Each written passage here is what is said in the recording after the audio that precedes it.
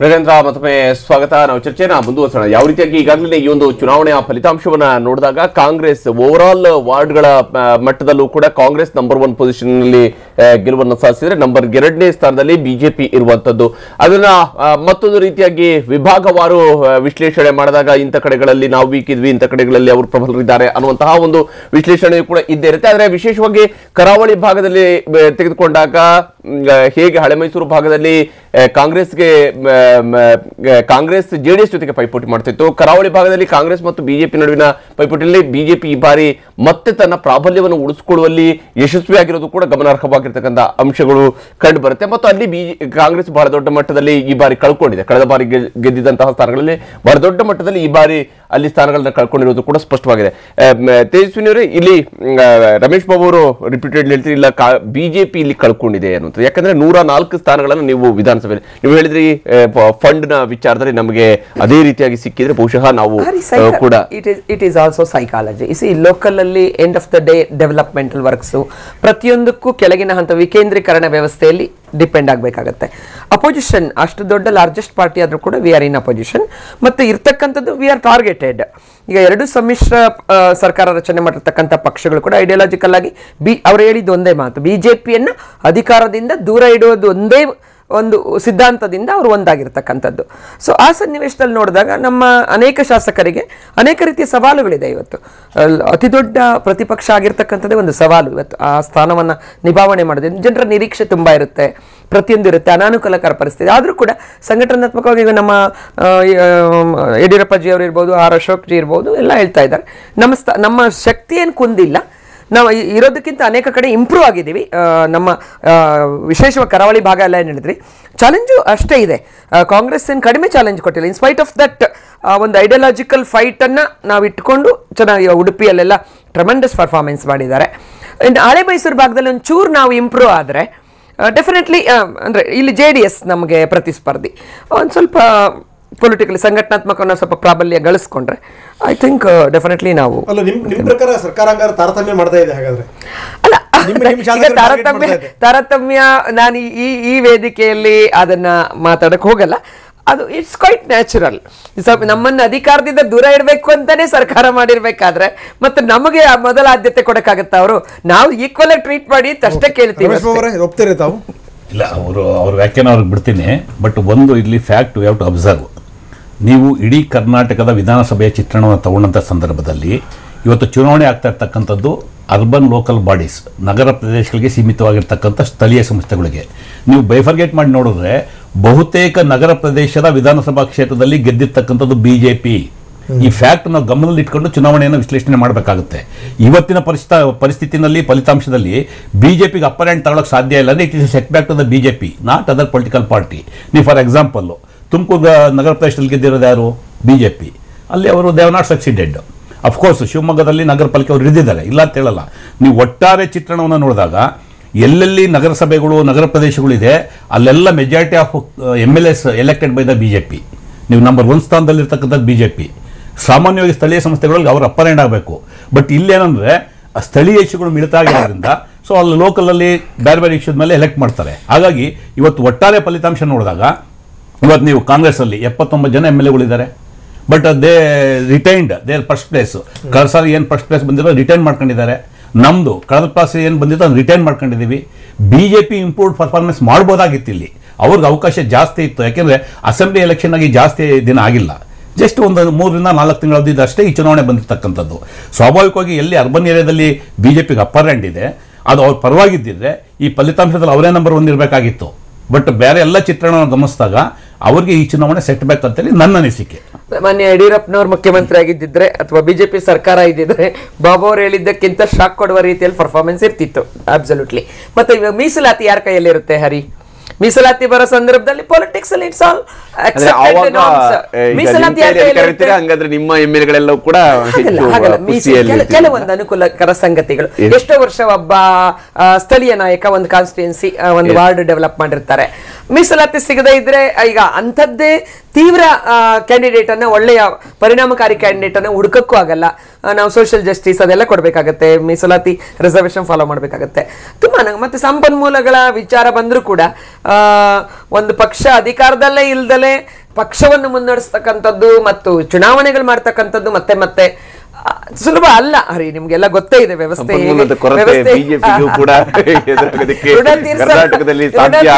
ಋಣ ತೀರ್ಸಲ್ಲ ಅಂದ್ರಲ್ಲ. ಈಗ ಋಣ ಯಾರ್ಯಾರು ಒರೆಸಿದಾರೋ, ಯಾರ್ಯಾರು ಸಾಲ ಮಾಡಿ ಋಣ ಮಾಡಿ ಯಾರ್ಯಾರು ಚುನಾವಣೆ ಮಾಡಿದಾರೋ. ಖಂಡಿತ ಖಂಡಿತ. ಪ್ರಸನ್ನ ಕುಮಾರ್ ಅವರು, ಮೊದಲಿಂದ ಒಂದು ಸಂಪ್ರದಾಯ ನಾವು ಏನ್ ನೋಡ್ಕೊಂಡ್ ಬಂದಿದ್ವಿ ಅಂದ್ರೆ, ಯಾವ ಪಕ್ಷ ಹೊಸದಾಗಿ ಚುನಾಯಿತವಾಗಿ ಅಧಿಕಾರಕ್ಕೆ ಬರ್ತದೆ, ಆಮೇಲೆ ನಡ್ತಕ್ಕಂಥ ಸ್ಥಳೀಯ ಸಂಸ್ಥೆಗಳು, ಅದು ನಗರ ಸ್ಥಳೀಯ ಸಂಸ್ಥೆ ಇರ್ಬೋದು ಅಥವಾ ಜಿಲ್ಲಾ ಪಂಚಾಯತ್ಗಳಿರ್ಬೋದು, ಅಲ್ಲಿ ಸಾಮಾನ್ಯವಾಗಿ ರೂಲಿಂಗ್ ಪಾರ್ಟಿಗಳೇ ಗೆದ್ಕೊಂಡು ಮೆಜಾರಿಟಿನ ಬರ್ತಾ ಇರ್ತಕ್ಕಂಥದ್ದು. ಈಗ ನಮ್ಮಲ್ಲಿರ್ತಕ್ಕಂಥದ್ದು ಸಮ್ಮಿಶ್ರ ಸರ್ಕಾರ, ಕಾಂಗ್ರೆಸ್ ಮತ್ತು JDS. ನೀವು ಆ ಕಾಂಬಿನೇಷನ್ ನೋಡಿದ್ರು ಅದೇ ಕಾಂಬಿನೇಷನ್ ಇಲ್ಲೂ ಬರ್ತದೆ. ಕಾಂಗ್ರೆಸ್ ಮತ್ತು JDS ನೋಡಿದ್ರೆ ಸೇಮ್ ರಿಪಿಟೇಷನ್ ಅದೇ ಆಗ್ತದೆ. ಸೊ ಹಾಗಾಗಿ ಸಾಮಾನ್ಯವಾಗಿ ಹೆಚ್ಚಿಗೆ ನಿರೀಕ್ಷೆ ಮಾಡ್ಲಿಕ್ಕೆ ಆಗೋದಿಲ್ಲ. ಪ್ರತಿಪಕ್ಷಗಳೇ ಅಪ್ಪರ್ ಹ್ಯಾಂಡ್ ಆಗ್ತವೆ ಇಲ್ಲಿ ಏನಂತ ಮಾಡ್ಲಿಕ್ಕೆ ಆಗೋದಿಲ್ಲ. ಸಾಮಾನ್ಯ ಸಿಂಗಲ್ ಪಾರ್ಟಿ ಇದ್ದಾಗ ಸಿಂಗಲ್ ಆಗಿ ಅವರು ಮೆಜಾರಿಟಿ ತಗೋತಾರೆ.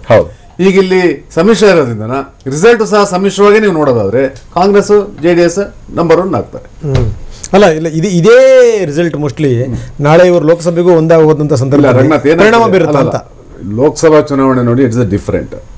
ಈ ಸ್ಥಳೀಯ ಸಂಸ್ಥೆಗಳ ಚುನಾವಣೆ ನಡೆಯೋ ಪ್ಯಾಟರ್ನೇ ಬೇರೆ. ಲೋಕಸಭಾ ಚುನಾವಣೆ ಬರ್ತಿದ್ದಂಗೆ ಇಶ್ಯೂಸ್ ಬೇರೆ ಆಗ್ತದೆ, ಬೇರೆ ಬೇರೆ ವಿಚಾರಗಳು ಬರ್ತದೆ, ರಾಷ್ಟ್ರ ಮಟ್ಟದ ವಿಚಾರಗಳು ಬರ್ತದೆ. ಹಾಗೆ ನಡೀತದೆ. ಇವತ್ತು ನಮ್ಮ ಅಸೆಂಬ್ಲಿ ಚುನಾವಣೆಗೂ ಎಷ್ಟೋ ಸಲ ಲೋಕಸಭಾ ಚುನಾವಣೆಗೂ ಹೊಂದಾಣಿಕೆ ಬೀಳೋದಿಲ್ಲ. ಇನ್ನು ನಾವು ನಗರ ಸ್ಥಳೀಯ ಸಂಸ್ಥೆಗಳನ್ನ ಅಥವಾ ಬೇರೆ ಬೇರೆ ಸಣ್ಣ ಪುಟ್ಟ ಚುನಾವಣೆಗಳನ್ನ ಲೋಕಸಭೆಗೆ ಹೋಲಿಸ್ಲಿಕ್ಕಾಗೋದಿಲ್ಲ. ಲೋಕಸಭಾ ಚುನಾವಣೆ ಅಂತಿದ್ದಂಗೆ ಅದೇ ಬೇರೆ, ಅಲ್ಲಿರ್ತಕ್ಕಂಥ ನ್ಯಾಷನಲ್ ಇಶ್ಯೂಸು, ಬೇರೆ ಬೇರೆ ಸೈದ್ಧಾಂತಿಕವಾದ ವಿಚಾರಗಳು ಈಗೇನು ನಡೀತಾ ಇದೆ ಅದೆಲ್ಲ ಬರ್ತದೆ. ಸೊ ಇದ್ರ ಪರಿಣಾಮ ಅದ್ರ ಮೇಲೆ ಆಗೋದಿಲ್ಲ. ಏನಪ್ಪಾ ಅಂದ್ರೆ ಸ್ವಲ್ಪ ಮಟ್ಟಿಗೆ ಕಾರ್ಯಕರ್ತರು ಅಲ್ಲಿ ಗೆದ್ದಿರ್ತಕ್ಕಂಥವ್ರು ಒಂದು ಶಕ್ತಿ ಇರ್ತದೆ ಅನ್ನೋದು ಬಿಟ್ರೆ ಮಚ್ ಡಿಫರೆನ್ಸ್ ಆಗೋದಿಲ್ಲ. ಅಲ್ಲಿ ಬೇರೆ ಬೇರೆ ಅದು ಇಲ್ಲ. ನಾನು ಪ್ರಸನ್ನ ಕುಮಾರ್ ಅವ್ರ ಮತ್ತೆ ಎಂಡಾಸ್ ಮಾಡ್ತೀನಿ. ಇದು ಚುನಾವಣೆ ಲೋಕಲ್ ಇಶ್ಯೂಸ್ ಮೇಲೆ ಆಗೋಂಥ ಚುನಾವಣೆ. ಇದು ಪಾರ್ಲಿಮೆಂಟ್ಗೆ ಇದೇ ಇರುತ್ತೆ ಅನ್ನೋದು ಅದು ತಪ್ಪು ಕಲ್ಪನೆ. ಪಾರ್ಲಿಮೆಂಟ್ಗೆ ಯಾವತ್ತು ದೇಶದ ಇಶ್ಯೂಸ್ ಬರುತ್ತೆ, ಕ್ಯಾಂಡಿಡೇಟ್ ಇಶ್ಯೂ ಬರುತ್ತೆ. ಸೊ ಈ ಥರದೆಲ್ಲ ಬೇರೆ ಬೇರೆ ಇಶ್ಯೂಸ್ ಇನ್ವಾಲ್ವ್ ಆಗೋದ್ರಿಂದ ಈ ಚುನಾವಣೆ ಆಧಾರದ ಮೇಲೆ ಲೋಕಸಭಾ ಚುನಾವಣೆ ಆಗುತ್ತೆ ಅನ್ನೋದು ತಪ್ಪು. ಬಟ್ ಒಂದಂತೂ ಸತ್ಯ ಇದೆ, ಪ್ರಬಲ ಪೈಪೋಟಿ ಅಂತ ಇರುತ್ತೆ ಇಬ್ರು ಜೊತೆ. ಖಂಡಿತ ಏನು ಕೊಯ್ಲೇಷನ್ ಸರ್ಕಾರ ಇರೋದ್ರಿಂದ ಒಂದು ಪಕ್ಷ ಏನಾದ್ರು ಹೊಂದಾಣಿಕೆ ಆದರೆ ಅದು ಬೇರೆ ಥರದ ಚುನಾವಣೆ ಈ ಕರ್ನಾಟಕ ರಾಜ್ಯದಲ್ಲಿ ಮೊದಲನೇ ಬಾರಿಗೆ ಆಗುತ್ತೆ. ಯಾಕೆಂದ್ರೆ ಹಿಂದೆ BJP ಮತ್ತು ಲೋಕಶಕ್ತಿ ಜೊತೆಯಾಗಿ ಚುನಾವಣೆ ಎದುರಿಸಿದ್ವು. ಕಾಂಗ್ರೆಸ್ ಮತ್ತು ಬೇರೆ ನಮ್ಮ ಪಕ್ಷ ಯಾವತ್ತೂ ಸಹ ಚುನಾವಣೆ ಜೊತೆಯಾಗಿ ಮಾಡುವಂಥ ಸಂದರ್ಭಗಳು ಇಲ್ಲ. ಬಹುತೇಕ ಈ ಸಲ ಏನಾದ್ರು ಹೊಂದಾಣಿಕೆ ಆದರೆ ಅದು ಬೇರೆ ಥರದ ಒಂದು ಫಲಿತಾಂಶ ಬರೋದಕ್ಕೆ ಸಾಧ್ಯತೆಗಳು ಜಾಸ್ತಿ ಇದೆ. ಮತ್ತು ಸೆಕ್ಯುಲರ್ಡ್ ವೋಟ್, ನಾವು ಏನಾದ್ರು ಟೀಕೆ ಟಿಪ್ಪಣಿ ಏನೇ ಇರಲಿ, ಜಾತ್ಯತೀತ ಮತಗಳು ಒಂದು ಕಡೆ ಕೇಂದ್ರೀಕೃತ ಆಗೋಂಥ ವ್ಯವಸ್ಥೆಗೆ ಒಂದು ಅವಕಾಶ ಆಗುತ್ತೆ. ಹಾಗಾಗಿ ಅದನ್ನು ಈಗಲೇ ನಾವು ಅಸೆಸ್ ಮಾಡೋದಕ್ಕೂ ಆಗೋದಿಲ್ಲ. ಆವತ್ತಿನ ಸಂದರ್ಭದಲ್ಲಿ ಏನೇನು ಇಶ್ಯೂ ರೈಸ್ ಅಪ್ ಆಗುತ್ತೆ, ನ್ಯಾಷನಲ್ ಲೆವೆಲ್ ಏನೇನು ಇಶ್ಯೂಸ್ ಬರುತ್ತೆ, ಇಲ್ಲಿ ಏನು ಪ್ರಾಜೆಕ್ಟ್ ಆಗುತ್ತೆ, ಲೋಕಲ್ ಕರ್ನಾಟಕಕ್ಕೆ ಸೀಮಿತವಾಗಿ ಏನೇನು ಇಶ್ಯೂಸ್ ಪ್ರಾಜೆಕ್ಟ್ ಆಗುತ್ತೆ, ಇದ್ರ ಮೇಲೆ ಮತ್ತೆ ಸೆಲೆಕ್ಷನ್ ಆಫ್ ಕ್ಯಾಂಡಿಡೇಟ್ಸ್ ಅದ್ರ ಮೇಲೂ ಸಹ ಚುನಾವಣೆ. 20ಕ್ಕಿಂತ ಮೇಲಿನ ಸ್ಥಾನಗಳು, 25ರವರೆಗೆ ಸ್ಥಾನಗಳು ನಾವು ಗೆಲ್ತೀವಿ ಅಂತ ಹೇಳಿದ್ದಾರೆ ಲೋಕಸಭೆಗೆ BJP ರಾಜ್ಯಾಧ್ಯಕ್ಷರು. ಅಲ್ಲ, ಆಶಯ ಇಟ್ಕೊಂಡಿರ್ತಕ್ಕಂಥ ತಪ್ಪಲ್ಲ. ಒಬ್ಬ ಪೊಲಿಟಿಕಲ್ ಪಾರ್ಟಿ ಅಧ್ಯಕ್ಷರಾಗಿ ಮತ್ತೆ ಫಾರ್ಮರ್ ಚೀಫ್ ಮಿನಿಸ್ಟರ್ ಆಗಿ 20 ಅಲ್ಲ, ಅವ್ರು 28 ಗೆಲ್ತಿದ್ದು ತಪ್ಪಲ್ಲ. ಎಲ್ಲಾ ಜನ ರಮೇಶ್, ಎಲ್ಲಾ ಪಕ್ಷದ ನಾಯಕರು ಕೂಡ ಯಾವ ಕಡಿಮೆ ನೋಡ್ಬಿಟ್ರೆ ವಿಧಾನಸಭಾ ಕ್ಷೇತ್ರಗಳಿದೆಯಲ್ಲ 3 ಪಟ್ಟು ಜಾಸ್ತಿ ಆಗಬೇಕು ಹಂಗೆ ಹೇಳಿರ್ತಾರೆ ಯಾವಾಗಲೂ. ಸಹಜ ಇಲ್ಲ, ಮಾನ್ಯ ಯಡಿಯೂರಪ್ಪಾಜಿಯವರು ಹೇಳಿರೋದ್ರಲ್ಲಿ ಅರ್ಥ ಇದೆ. 2004ರಲ್ಲಿ ಕೇಂದ್ರದಲ್ಲಿ UPA ಬಂದರೂ ಕೂಡ ಕರ್ನಾಟಕ ರಾಜ್ಯದಲ್ಲಿ ಅಧಿಕಾರಕ್ಕೆ BJP ಬರದೇ ಹೋದ್ರೂ ಕೂಡ ಫಲಿತಾಂಶ ನೋಡಿದಾಗ ಕೇಂದ್ರದ ವಿಚಾರದಲ್ಲಿ 18 ಜನ MP ಗಳನ್ನು ಕೊಟ್ಟಿದ್ದು BJPಗೆ. ಅನಾನುಕೂಲಕರ ಪರಿಸ್ಥಿತಿಯಲ್ಲೂ ಕರ್ನಾಟಕದಲ್ಲಿ, ಆಮೇಲೆ ಪ್ರಸನ್ನ ಅವರು ಹೇಳಿದ್ದನ್ನು ನಾನು ಒಪ್ತೀನಿ, ಬಾಬು ಕೂಡ ಅದನ್ನೇ ಹೇಳಿದ್ರು. ಹೌದು, ಒಂದು ಐತಿಹಾಸಿಕ ಚುನಾವಣೆ ನಡೆಯಿತು ಈ ಸಾರಿ. ಒಂದು ಸುಭದ್ರ ಇಂಡಿಯಾ. ಇವತ್ತಿನ ಭಾರತದ ಎಲೆಕ್ಷನ್ ಬೇರೆ ರೀತಿ ಒಂದು ಅತ್ಯಂತ ಪ್ರಬಲ ನಾಯಕ ಪ್ರೈಮ್ ಮಿನಿಸ್ಟರ್ ನರೇಂದ್ರ ಮೋದಿ ಅವರ ಇರ್ತಕ್ಕಂಥ, ಮತ್ತೊಮ್ಮೆ 2ನೇ ಬಾರಿಗೆ ಅವಕಾಶ ಕೇಳ್ತಿರ್ತಕ್ಕಂಥ ಈ ಸಂದರ್ಭದಲ್ಲಿ ಇಂಥ ಅನೇಕ ನಂಬಿಕೆ ಇಟ್ಕೊಂಡಿರ್ತಕ್ಕ ಅನೇಕ ಸೂತ್ರಗಳು ಮುರಿದು ಬೀಳುತ್ತೆ ಅನ್ನೋದನ್ನು ನಮಗಿವತ್ತು ವಿಶ್ವಾಸ ಇದೆ. ಇದೇನೇ ಆಗಿರಲಿ, ಅತ್ಯದ್ಭುತವಾದಂಥ ನಿಚ್ಚಳ ಬಹುಮತ ಕರ್ನಾಟಕ ರಾಜ್ಯದಿಂದ BJPಗೆ ಬರುತ್ತೆ, ನರೇಂದ್ರ ಮೋದಿ ಅವರ ಸಮರ್ಥನೆಗೆ ಬರುತ್ತೆ ಅನ್ನೋದು ನನ್ನ ನಂಬಿಕೆ. ಅದು ಸೆಕ್ಯುಲರ್ ಅನುಕೂಲಕರ ವಾತಾವರಣ ಇಲ್ಲದೆ ಇದ್ದಾಗ, ಅನಾನುಕೂಲ ವಾತಾವರಣ ಇದ್ದಾಗ 18 ಸೀಟು ಬಂದಿತ್ತು 2000.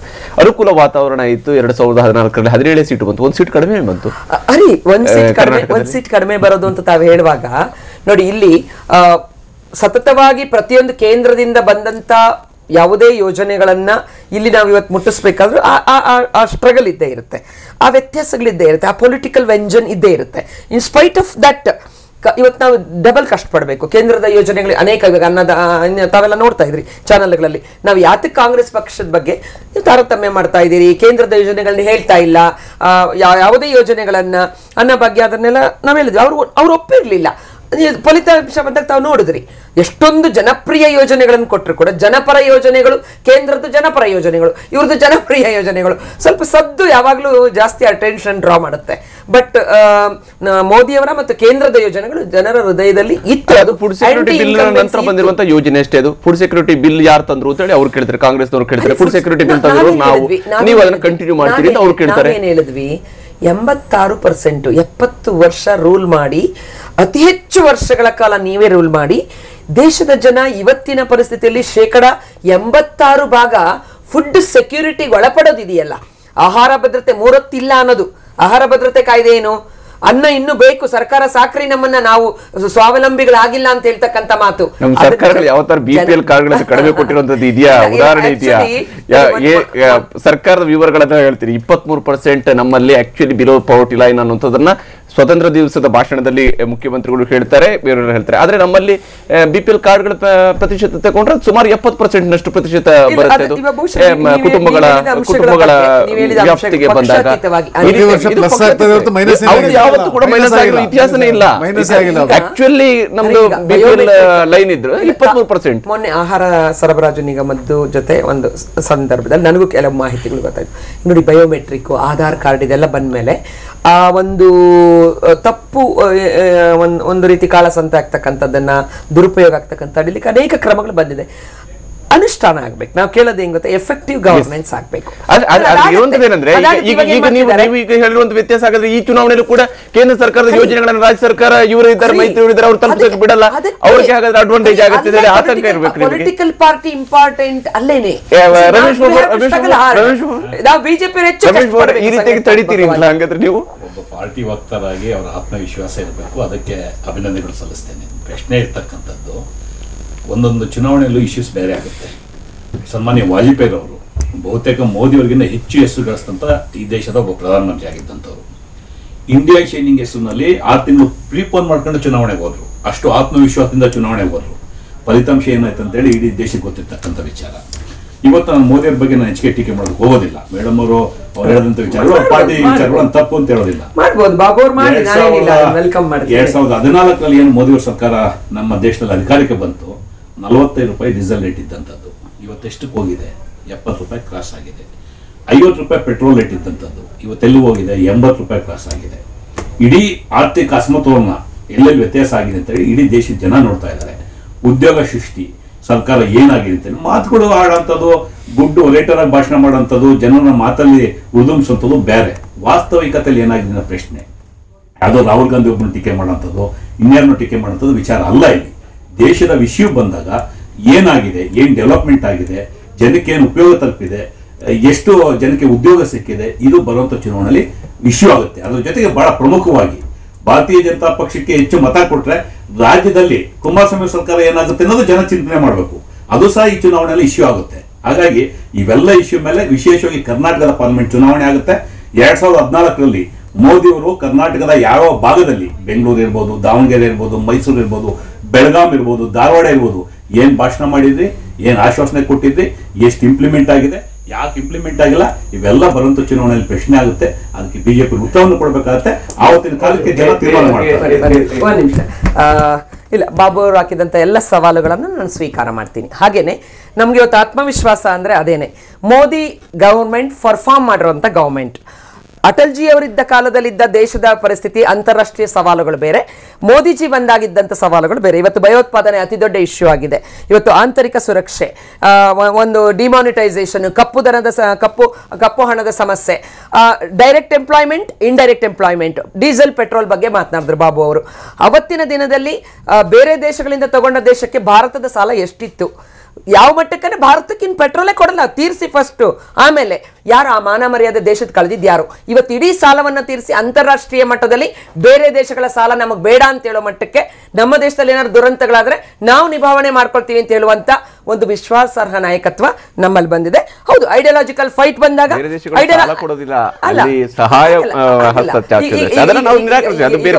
ಈಗ ದುರಂತಗಳು ನಡೆದಾಗ ಹರಿ ಯಾಕೆ ಗುಜರಾತ್ ಅಲ್ಲಿ ಭೂಕಂಪ ಆದಾಗ ಯಾಕೆ ಕೆಲವು ದೇಶಗಳು ಮುಂದೆ ಬರಲಿಲ್ಲ?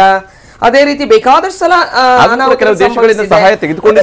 ಅಂದ್ರೆ ಅಜೆಂಡಾ ಇದೆಯಲ್ಲ, ನಾನು ಹೇಳಿದೆ ಅಲ್ಲ, ಈ ಭಯೋತ್ಪಾದನೆ, ಈ ಕನ್ವರ್ಷನ್, ಈ ಅಜೆಂಡಾ ಭಾರತವನ್ನ ದುರ್ಬಲಗೊಳಿಸೋದಕ್ಕೆ ಇರ್ತಕ್ಕಂಥ ಭಾರತದ ಸವಾಲು ಭಾರತೀಯರಿಗೆ ಗೊತ್ತಿದೆ. ಆಮೇಲೆ ಬಾಬು ಅವರ ಪಕ್ಷವೂ ಸೇರಿದಂತೆ ಇವತ್ತು ಸ್ವಲ್ಪ ಒಂಚೂರು ಅವರು ಸಹಿಸ್ಕೋಬೇಕು, ಒಂಚೂರು ಭ್ರಮೆಯಿಂದ ಆಚೆ ಬರಬೇಕು. ಮಾನ್ಯ ಕುಮಾರಸ್ವಾಮಿ ಅವರು ತುಂಬಾ ದೊಡ್ಡ ಪ್ರಭಾವಿ ನಾಯಕರು ಅಂತ ಅವರು ಭ್ರಮಿಸ್ಕೊಂಡಿದ್ದಾರೆ. It is not the reality. ದೇಶ ಅಂತ ಬಂದಾಗ ಮೋದಿ ಅವರಿಗೆ, ಮನಮೋಹನ್ ಸಿಂಗ್ ಅವರಿಗೆ 2 ಸಲ ಈ ದೇಶ ಕೊಟ್ಟಿದೆ. ಇಡೀ ಮಹಾಗಠಬಂಧನ್ ನಡುವೆ ಕೂಡ ಭಾರತದ ಅತಿ ಹೆಚ್ಚು ರಾಜ್ಯಗಳನ್ನ ಬಿಜೆಪಿ ಕೊಟ್ಟಿದೆ. ಮತ್ತೆ ನಮ್ದು ಪರಿಶ್ರಮ ಮಾಡುವಂತ ಪಾರ್ಟಿ, ಮೋದಿಜಿ ಅಂತ ಉತ್ತಮ ನಾಯಕತ್ವ ಇದೆ, ಒಳ್ಳೆಯ ಸಂಘಟನೆ ಇದೆ. ಅದಕ್ಕಿಂತ ಮಿಗಿಲಾಗಿ ಹಗಲಿರುಳು ದುಡಿಯುವಂತ ಪ್ರಾಮಾಣಿಕ ಕಾರ್ಯಕರ್ತರ ಪಡೆ ಬಿಜೆಪಿ ಹತ್ರ ಇರೋದ್ರಿಂದ ಅದು ನಮ್ಮ ಸ್ಟ್ರೆಂತ್.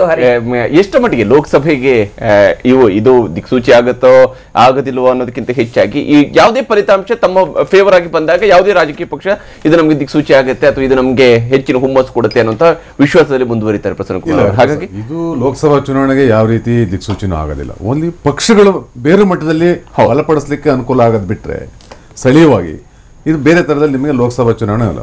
ಲೋಕಸಭಾ ಚುನಾವಣೆ ಇಶ್ಯೂ ಬರ್ತಿದ್ದಂಗೆ ಬೇರೆ ಬೇರೆ ಆಗ್ತದೆ.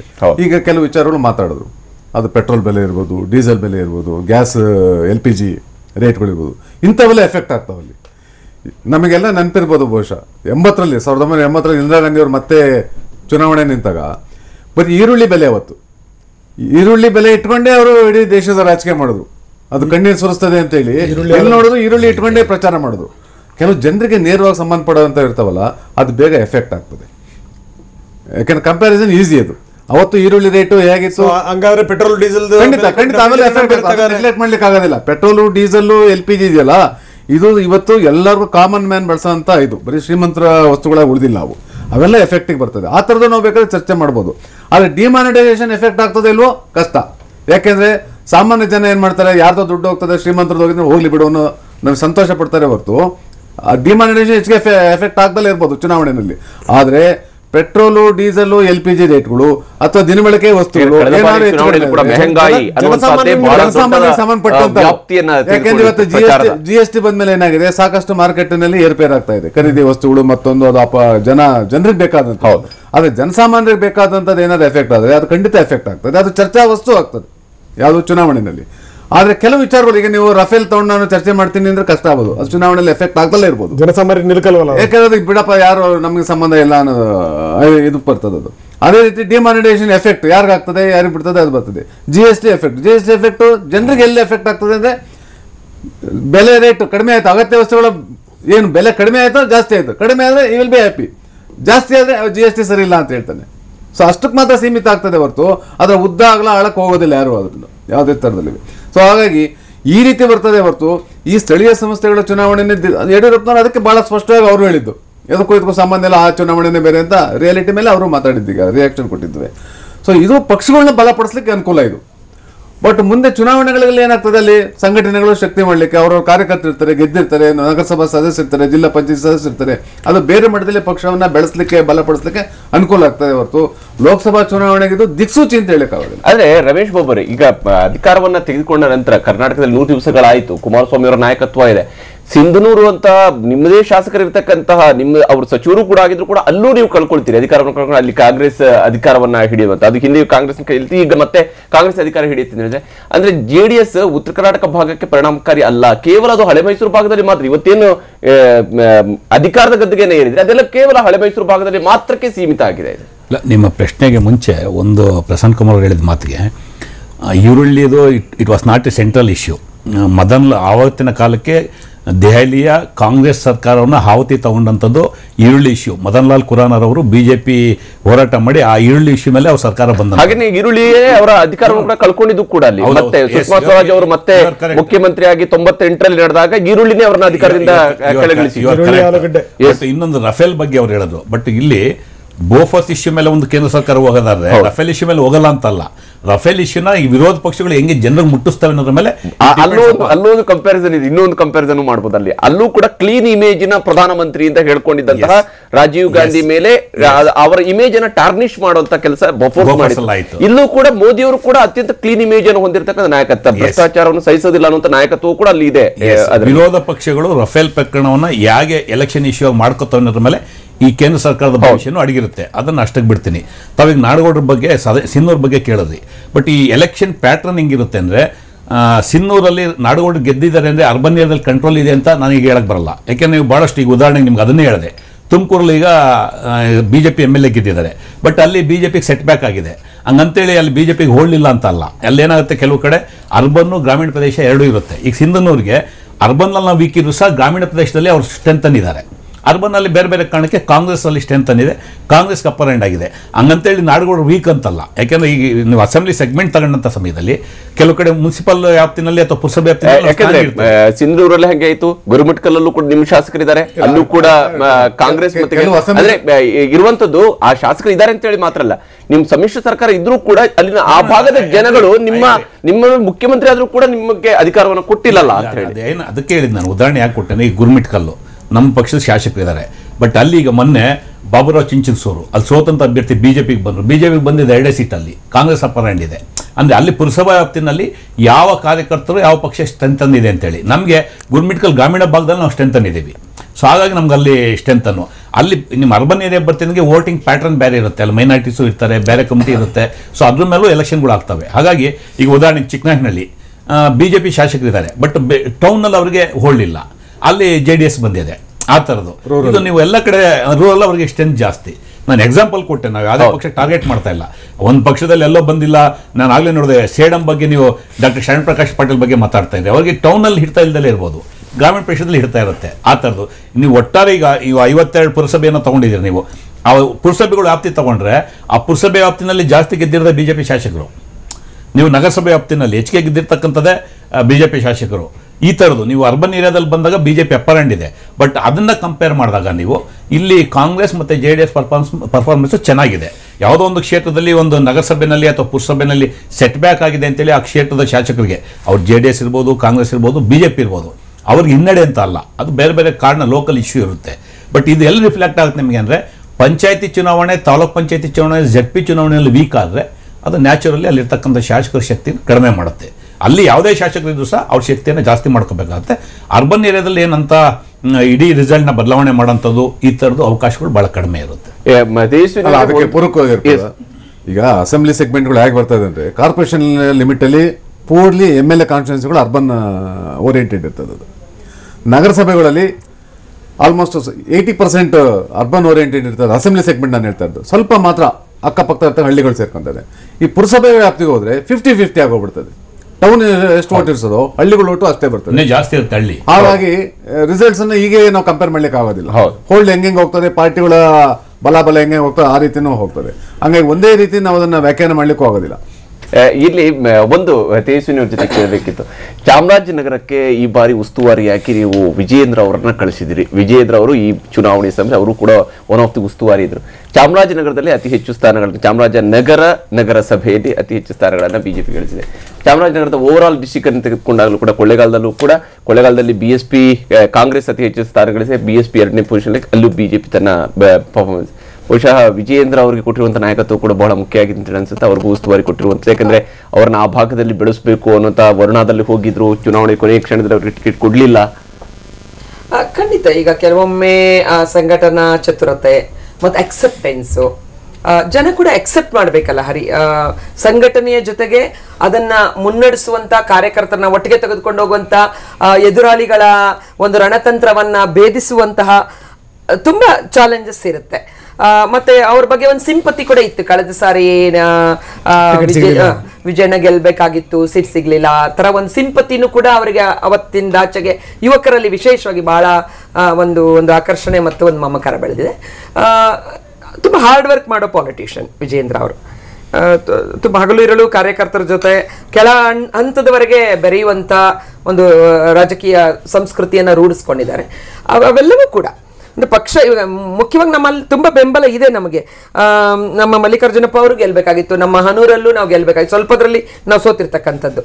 ಆ ಸೋಲೋದಕ್ಕೆ ಎಲ್ಲ ಒಂದ್ ಕಡೆ ಇದೆಲ್ಲ ಒಂದು ಅತೃಪ್ತಿ ಖಂಡಿತ ಮಾತಾಡ್ತೀವಿ. ಈ ಚರ್ಚೆ ನಾವು ಮುಂದುವರಿಸೋಣ ಚಿಕ್ಕ ಬ್ರೇಕ್ ನಂತರ.